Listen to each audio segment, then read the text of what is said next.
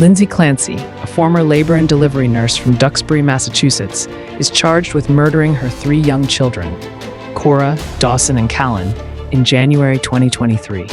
Prosecutors allege the killings were deliberate and calculated. Her defense acknowledges that she caused the children's deaths, but argues that she was suffering from postpartum psychosis and was not criminally responsible. The central question is, was this intentional murder or a catastrophic break from reality? Lindsay Clancy has pleaded not guilty and is presumed innocent unless proven guilty. The next witness that's going to testify is going to be testify either by Zoom or teleconference, as you can see. I just want to tell you, this witness will be under oath, and you can consider her testimony the same as if she was testifying here live. Okay? All right. Mr. Rankin. Yes, thank you. May I swear her in? Yes. Dr. Lapisato, please raise your right hand. Do you solemnly swear that the testimony and the evidence you shall give to the court and the jury in the matter now pending between the Commonwealth and the defendant at the bar shall be the truth, the whole truth, and nothing but the truth, so help you God? I do. Thank you. Counsel. Good afternoon, Doctor. Can you hear me? You're a little echoey, but I can hear you. I'm standing in the corner here. Tell us your name and spell your last name, please. Dr. Elizabeth Laposata, Laposata. And fair to say that you have some issues that require you to speak to us today by Zoom rather than appearing. Is that correct? Yes, that's correct. Okay. Tell us what you do for work, Doctor. Well, I'm a medical doctor, board certified in anatomic and forensic pathology. So I have an active practice in forensic pathology where I review cases to understand how people get injured or how people die. And can you tell us your educational background? Certainly. I graduated from Bucknell University in 1975, cum laude with honors in biology. I went to University of Maryland School of Medicine, where I graduated with an MD degree in 1979. I did my 2 years internship at Johns Hopkins Hospital in anatomic pathology, which is the study of diseases of the body. Then I trained in St. Louis, Missouri, with a fellowship in forensic pathology, which is understanding causes of death and how trauma affects the body. Do you hold any board certifications or any licensures in that field, Doctor? Yes. In 1983, I sat for my board exams and became board certified diplomat of the American Board of Pathology in anatomic and forensic pathology. And tell us your work history, if you would, please. Certainly. Since I became board certified in 1983, I've had faculty positions in St. Louis University School of Medicine, where I also was the assistant medical examiner for the city of St. Louis. I then moved to Pennsylvania, Philadelphia, where I ran the autopsy service at the hospital at the University of Pennsylvania.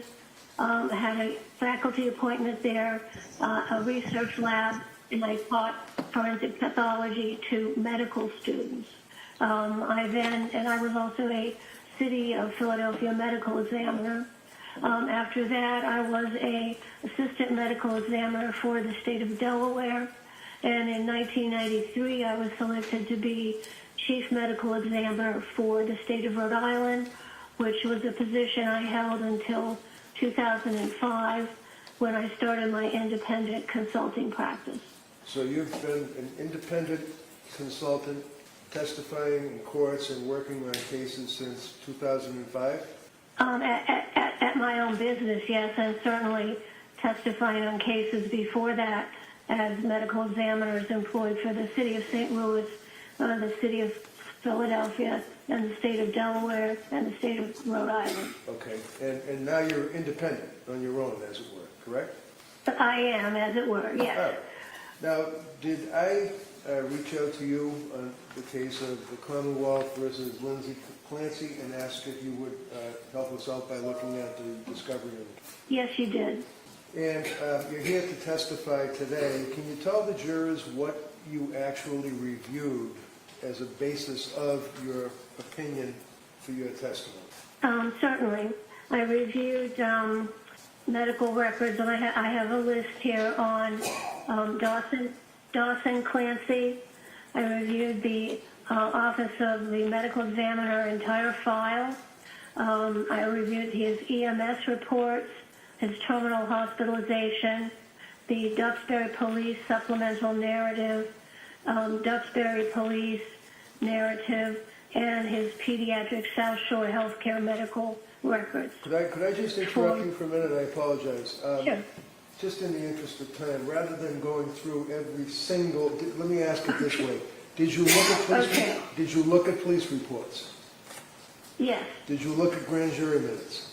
yes, Did you look at medical records for Lindsay Clancy? yes, I did. Can you tell the jurors what medical records you looked at? For Dawson Clancy? No, for Lindsay. I looked No, not Dawson. For Lindsay Clancy. Oh, yes, I looked at her South Shore medical records when she was admitted on the evening of January 24th. I looked at her Brigham and Women's Hospital records, and photographs that were taken of her and published in her hospital records. I looked at the Department of State Police Crime Laboratory Toxicology report, crime scene photos of the bedroom, the outside of the house, crime scene photos, approximately 500 of them, grand jury proceedings, and photographs of the round exercise bands. How about medical records? Did you review medical records pertinent to Lindsay and her treatment by healthcare providers in 2022 into 2023? Yes. Can you tell us what records you looked at? Well, I looked at her records from the post-injury records from South Shore Hospital, where she was first transported after she was found in the backyard of her house. And then I looked at her hospital records where she was transferred from South Shore Hospital to Brigham and Women's Hospital. Excellent. Doctor, in the course of preparing for your testimony here, did I direct you to a gentleman, a Mr. Drake, and ask him for help putting together a little diagram to illustrate your testimony? Yes, you did. Mr.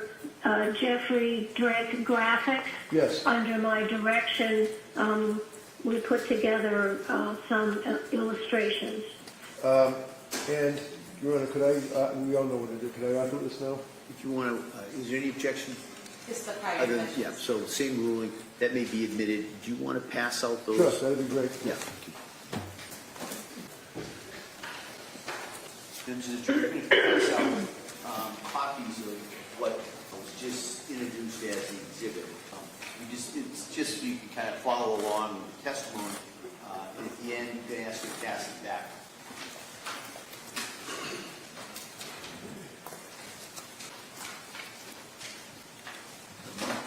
Mark that. 281. Thank you.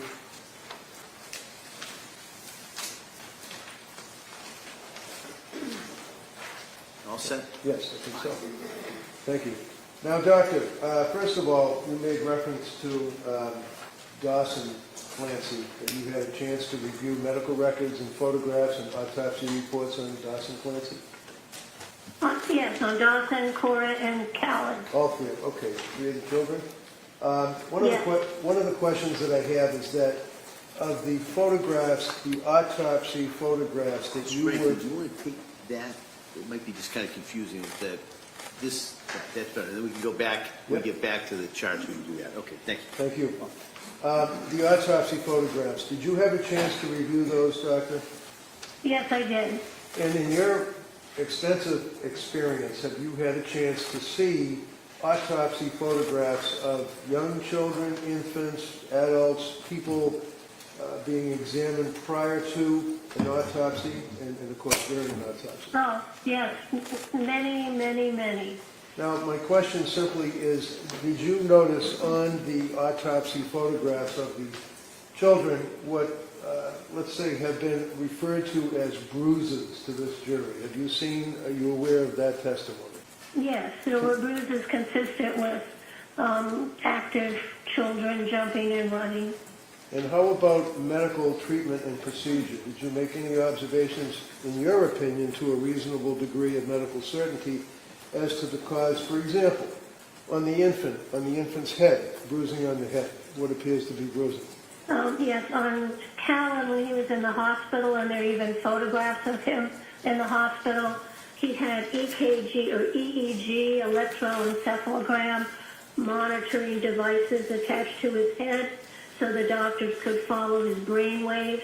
And they are little round cup-like things, and so where they were attached, actually on both sides of his head, they did leave a small little brown kind of parallel mark, little lines there that were from medical treatment for monitoring his brain waves.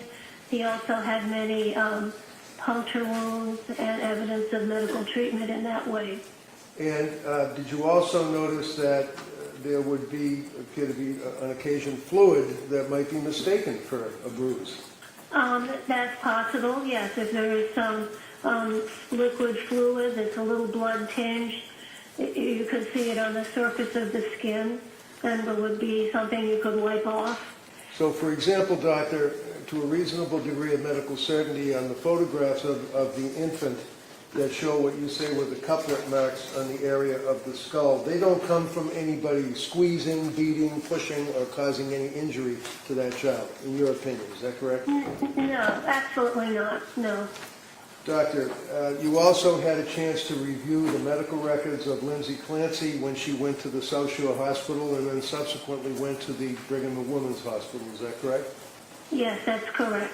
And you don't have to get into detail. We've heard it a number of times, but there were injuries to her left wrist, her right wrist, her neck. Is that correct? Yes, there were sharp force injuries to those areas. And in your practice as a pathologist, have you had occasion over the years and over the many cases that you have had involvement with to observe self-inflicted wounds to a person's wrist or their neck in the course of a suicide attempt? Oh, many times. And can you tell the jury, to your opinion, to a reasonable degree of medical certainty, as to the nature of these injuries, and are they consistent with somebody trying, in your opinion, trying to kill themselves? Sustained. So you would agree that there's an injury to the left wrist, injury to the right wrist, that's a sharp incised wound. Is that correct?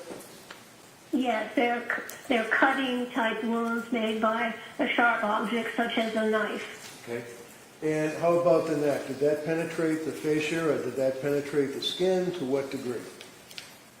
Yes, there were also linear, superficial incised wounds to her neck, and there were several of them, and one or two of them went deeper. There was bleeding also from the wounds on her wrists, and there were numerous attempts at cutting the skin, which we call hesitation marks, which are a classic finding in suicide attempts. And those incisions did cut in through the skin and cut blood vessels that were under the skin.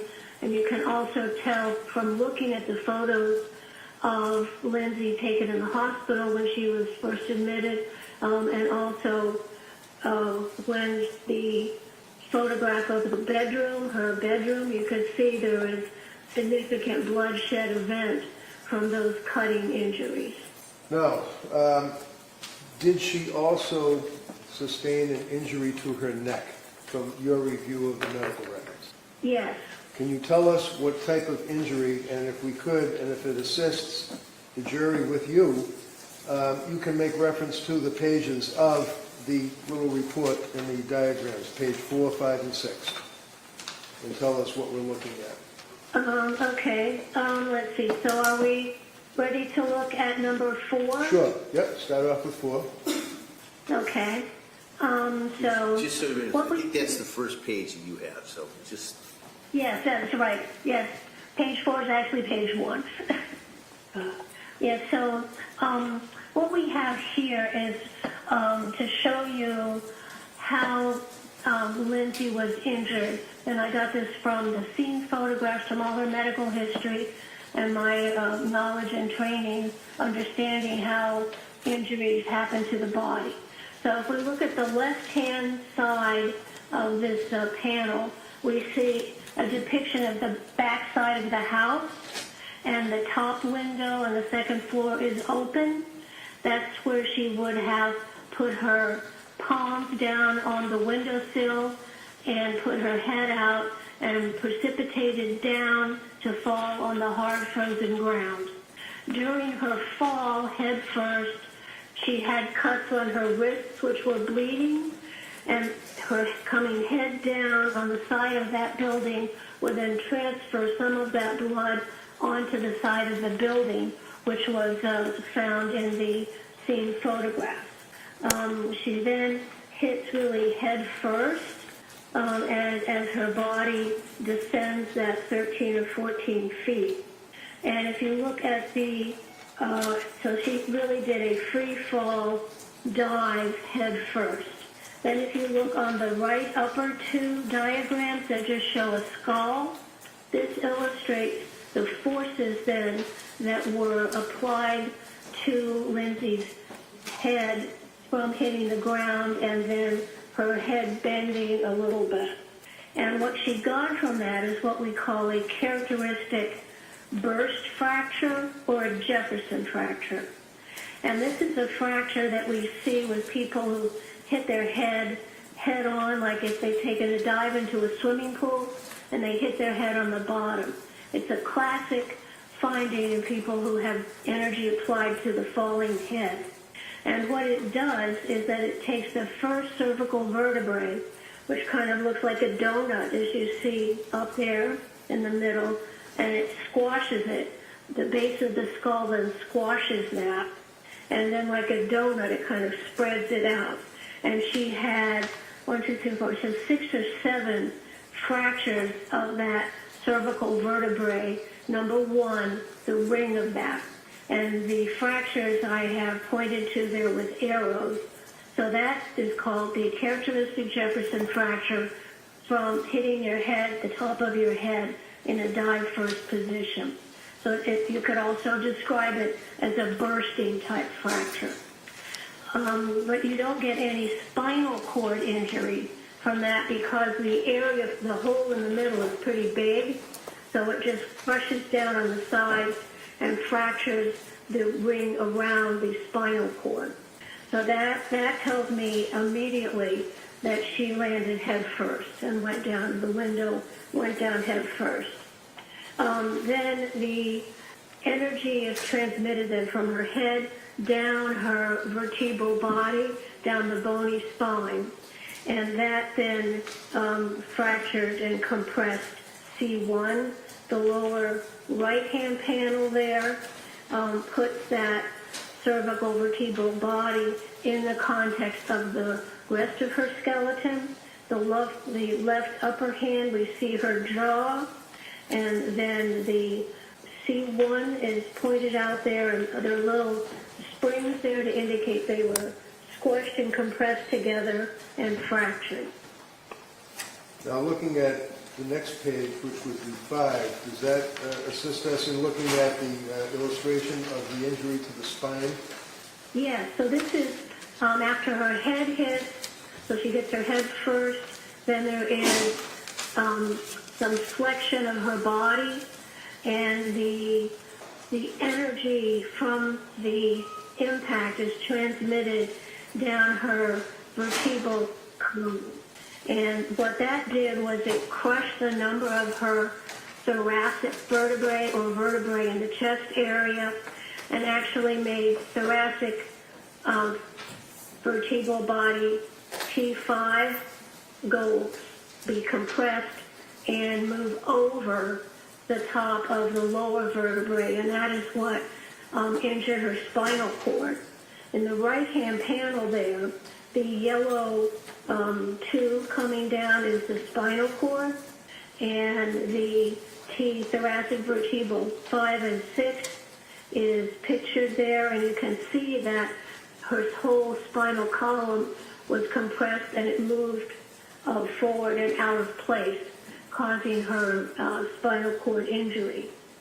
There were also injuries that are indicated by little red stars there, and those are fractures of the transverse processes of the cervical vertebrae. So when they were compressed, the areas where the joints are between the vertebrae were compressed and fractured those transverse processes.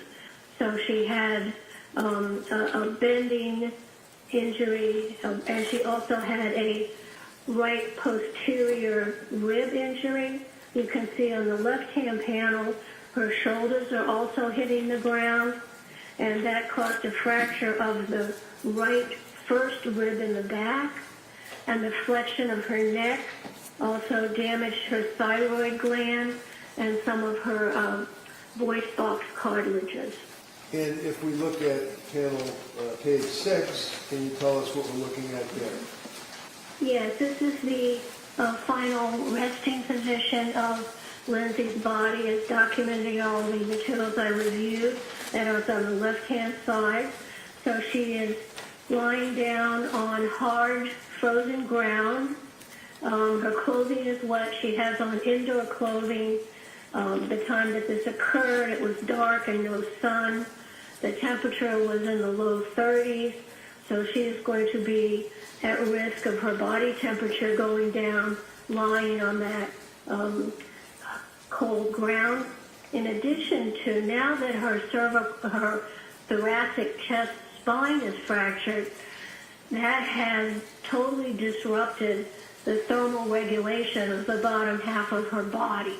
So she is going to lose heat from the lower half of her body and to approach ambient temperature. So there she is lying there on the ground.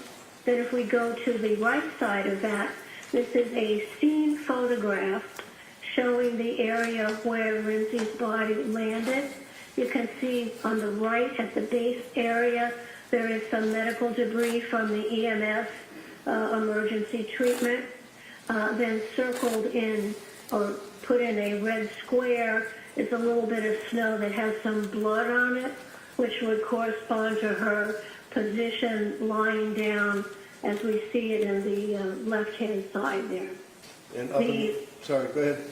Okay, then the last bit here is a X-ray of Lindsay, which was taken in early February after she had surgical stabilization of her fractured spine. So this is looking at the side of her, and you can see the hardware, which they look like little golf tees going to the left side. So this is the surgical metal hardware that was placed in her spine to open up and align her spine to try to preserve any function that was still available. Now, Doctor, when she went to the Brigham and Women's Hospital, were you reviewing the medical records and able to discern that she actually coded as a result of her injuries? Yes, she did. She was in spinal shock and hypothermia, and her heart did stop. And did you observe that there were, and I quote, massive blood transfusions to treat her at Brigham and Women's?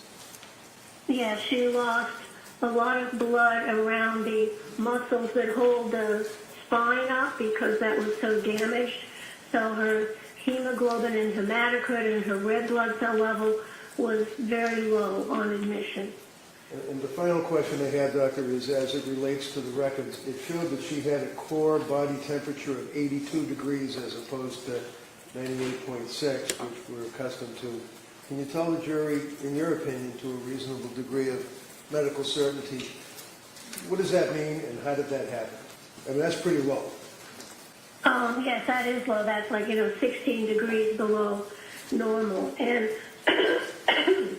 so her low body temperature came from lying on the hard frozen ground, which would be 32 degrees frozen ground. She had wet clothing on, So wet clothing is going to transmit the body heat into the atmosphere quicker than dry clothing. It was indoor clothes. She didn't have a big parka on. There was no sun at that time to keep her body temperature up. The ambient or the air temperature was around 30 degrees. She has a thin body, and also, most importantly, because of that thoracic spinal cord transection, she lost the ability to control her body temperature below that level. So that means all her blood vessels just dilate and they just lose heat to the atmosphere. Thank you very much, Doc. Attorney Sprague? Thank you. Dr. Luxon, Yes. you were head of the Rhode Island Office of the Chief Medical Examiner when it was cited for 10 violations in unsafe conditions, correct?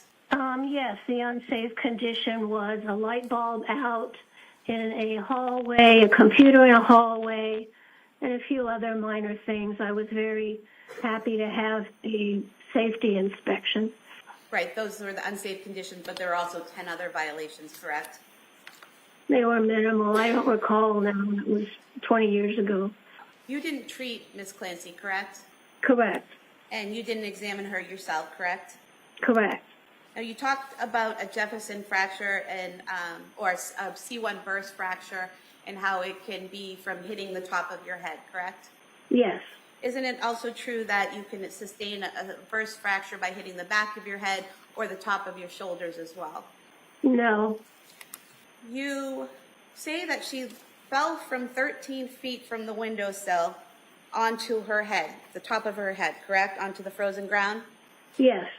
And you're saying that she fell with such force that she burst her C1 vertebrae and then broke other vertebrae in her back and broke ribs, correct? Yes, just the force of a free-falling body. Yes. Okay. But she had no injuries to her head, correct? I'm sure she had bruising to her scalp under her hair. You're sure? She did not. She did not have a skull fracture. Right. She didn't have a skull fracture, correct? Yes. She didn't have any cuts or things that needed sutures, correct? She needed sutures in the cutting wounds on her wrist. Well, we're talking about her head right now. She didn't need any sutures on her head, correct? Correct. She didn't have any large dents in her head, correct? Large dents? What do you mean? From hitting the frozen ground head first, there were no dents or bumps or sutures required on her head, correct? Her scalp was intact. The forces were transmitted to C1. So through her head. A very common finding when you go head first and hit your head. So hitting the frozen ground, the icy frozen ground, not a bump or scratch or scrape on her top of her head, and then within her head, there was no brain bleed, there was no hemorrhaging, there was no injury into her brain itself. Nothing showed up on the CT scans, correct? Correct. Her brain was fine. Her skull was fine. I'm sure she probably had some scalp bruising under her hair. You're sure because that goes along with what you're guessing at how the fall happened, correct? You can't be sure because you didn't see the head, correct? You say you're sure, but you didn't see her head. I saw the medical records and I examined all of those. I'm sure she had some bruise on the top of her head to the backside, as I showed in my diagram number 4. I'm sure there was some bruising on her scalp under her hair, but that was not a major concern at the time she was taken into the hospital. You keep saying you're sure there were bruises, that you're sure that there was this or that that's not shown in any photographs or medical evidence. So you're not sure, are you? You're assuming. No, I'm sure. Okay. Let me show you some photographs here. Excuse me. No, yes. Let me show you. I'm asking the questions. Let me show you some photographs okay, go here. ahead. Let me show you some photographs of the defendant that were taken at the hospital of her head. Show them. Do we have sharing privileges on the computer? Showing you here a photo of the top of the defendant's head. Yes, I see that. cuts, no swelling, correct? We just see her hair. There's no blood on the white sheet, correct? Well, I'm sorry, I couldn't hear what you just asked me. There's no blood on that very white sheet, correct? Well, I don't see what's under her head, but that's not relevant to understanding that she did fall head first. Okay, so you're saying she fell head first from 13 feet onto hard, frozen ground and had no visible injuries to the exterior of her head? Yes. And I'm you're sure saying that there she... was some, excuse me, I'm It was sure a yes there or no was some question, bleeding. Doctor. Listen, hold on. Doctor, listen to the question, answer the question, and then we'll just go from there. Go ahead. Ms. Sprague, Okay. if you want to re-ask that question. Doctor, yes or no, she fell to the ground, frozen ground, and then had no apparent injury to the exterior of her head, correct? Correct. As we And see there. she fell head first to the frozen ground and not, with enough force to break several vertebrae in her ribs, but did not have a skull fracture, a brain bleed, or anything else, any other type of injury to her head, correct? That's absolutely correct. Move to put the photographs we were just showing into evidence. Any objection? All right, they may be admitted. Doctor, in your report that you provided to defense counsel, you also talked about the strangulation of the children, correct? I did.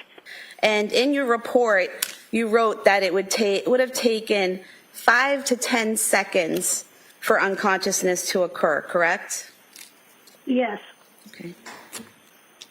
Now, do you recall testifying previously in State of Rhode Island versus Kimberly Fry, case number W1/2010-0413A? Do you recall testifying previously in that case? No, I don't. Let me refresh your memory. It was a woman who had killed her 8-year-old daughter by asphyxia, and you testified. Oh, yes, she started manual strangulation, yes. Yeah, so ring a bell? Yes. Okay. And so you testified back in 2011 in that case, and you were asked, if you have a very complete compression, strike that. You were asked, unconsciousness due to oxygenation can occur within 10 to 20 seconds. And you said if you have a very complete compression of the blood vessels of the neck, you can become unconscious within 10 to 20 seconds. And then you were asked, I'm just saying hypothetically, just strangulation alone is 10 to 20 seconds. And you said if it is effectively and continuously applied, like in a lateral vascular neck restraint, most times there's a struggle going on, so you can't quite get that. So in that case there, you didn't testify that it was 5 to 10 seconds. You testified that it was 10 to 20 seconds, and that if there's any struggling, it could be longer, correct? Yes, but that case was... Well, that was a different. yes or no question. It's not a yes or no question. All right. Defense can follow up. Hold on. She's answered the question, and then we'll have a redirect if counsel would like to. Well, I don't remember Hold on, what Doctor. I said. Why don't you, Doctor, sorry. wait for a question. You were also asked sorry. in that same trial, Doctor, the question put to you in that trial was, but once that unconsciousness set in, you agree with me that there had to have been a consistent application of pressure, either suffocation, strangulation, or compressions of the chest for 2 to 3 more minutes continuously while the child was unconscious, correct? And you answered, I think that's a fair statement. And the question was, you said that before yourself, correct? And you answered yes. And then the question was, I'm asking your opinion, and you said, the question was, after Camden became unconscious, after 2 to 3 minutes of continuous application of one of those 3, and you answered correct. Is that right? I have no memory of that. I'm sure you're reading it correctly. Well, you have memory of your medical knowledge, correct? Sure, I have memory of my medical knowledge. And so at that point in time, in 2011, you testified that you would have to strangle someone 10 to 20 seconds at least to unconsciousness, and then you would have to continue to strangle them for 2 to 3 minutes for death to occur. And you said correct. Is that still your medical knowledge? That's a different case. That So- was not ligature. That was a manual. So either way, you're talking about the compression of the neck causing a loss of oxygen and blood, correct? I'll allow this question. Go ahead. Yeah, there are many ways that can occur, and the way the pressure is applied is very important in understanding how long it takes to become unconscious. These are the children here were the victims of what we call ligature strangulation. The Fry case that's coming back to me a little now, that was a manual strangulation and also a body compression, which is a totally different type of asphyxia. I mean, you were asked about that in that case, and you were asked, but once unconsciousness has set in, you agree with me that there has to be consistent application of pressure, either suffocation, strangulation, or compressions for 2 to 3 minutes more, and you answered correct. So not all three. You said either one of those could cause death after 3 minutes, correct? Yeah, just if you could rephrase that question.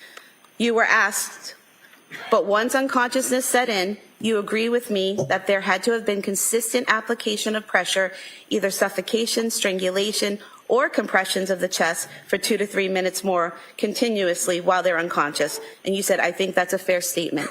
So that's what you said, correct? No, yes, in order to become dead, brain dead, you need the physiology is that you become unconscious within 5 to 10 seconds, and then you're unconscious, but that's not dead. Then that continued constriction of the blood flow has to be still continuously applied for the brain to die. Correct. So that is what happens, and that's what happened to the Clancy children. The ligatures were wrapped around. They went unconscious in 5 to 10, maybe 20 seconds, probably less than 20 seconds because it was a ligature, not a manual strangulation. So it was immediately compressed, unconsciousness within 10 seconds, and then death within 5 to 10 minutes after that. with continuous pressure, pressure around the neck. Yes, because this is a ligature strangulation. Thank you. Not manual. Okay, so when you're talking about ligature strangulation as opposed to manual strangulation, tell us in your mind what that means. Well, they're very, very different. Manual strangulation means that somebody's used their hand and they've pressed either side of the neck. Okay, that the hand is manual strangulation. Strangulation means that you have stopped the blood flow that comes out of your brain, and the carotid artery continues to pump oxygenated blood into your brain, but it can't drain out through the jugular veins.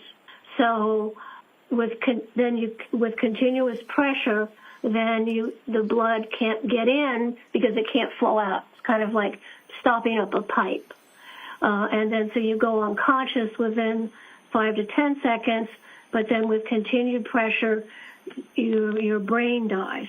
So the difference between manual and ligature is that manual can be kind of an off and on thing. You may you have a jugular vein on either side of your neck. So if you're using a hand, you might compress one greater than the other. You might let go. The person that you're trying to strangle may struggle and remove your hand a little bit. So it's a very different sequence of events to end up with brain death and asphyxia. Whereas wrapping a round loop resistance band, which is a ligature, immediately compresses those vessels. There's no coming off. There's no putting back on. So it's a very complete, one-time, immediate, non-varying compression with those exercise bands ligature, which causes unconsciousness effectively within 4 to 10 seconds. And in reference to the manual strangulation, where generally somebody would use their hands and perhaps press with their thumbs, that has a very common that you see many times, fracture of what's called the hyoid bone, correct? Yes, that can happen. Absolutely. A little U-shaped bone up underneath the jaw. So they both cause, brain death from lack of oxygen to the brain, but the way they get there, that's leading up to that, is a totally different pathophysiologic process. So when counsel went through the Rhode Island case, whatever that name was, and was reading from a transcript and asking you questions about the time that a person through manual strangulation, and then she made reference to suffocation, she made reference to strangulation, she made reference to compression of the chest. That has nothing to do, in your opinion, with the ligature strangulation. Is that correct? It's a totally different mechanism of injury. Thank you. Sprague.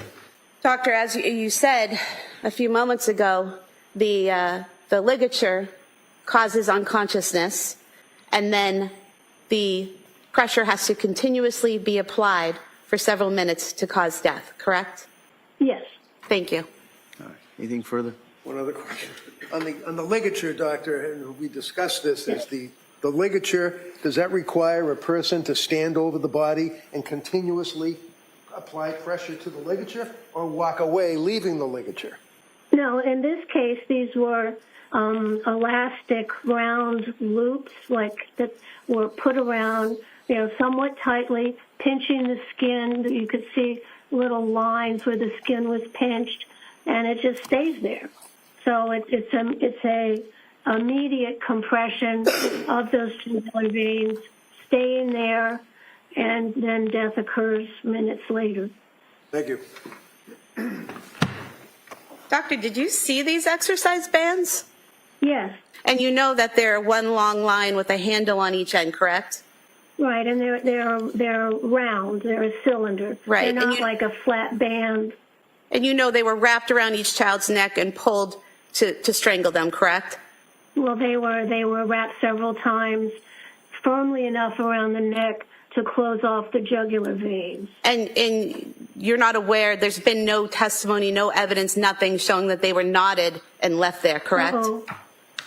They weren't tied in a knot and left around their necks, according to any of the evidence, correct? The important part to me was they were wrapped several times, and then whether it had a bow or a knot would not really be important. It was secure and wrapped around the neck several times.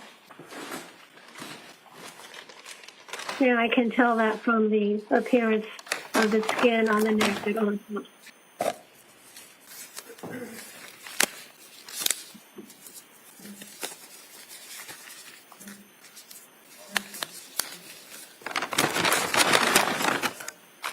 Showing you the band, doctor, wrapped around the child's neck several times and then left there.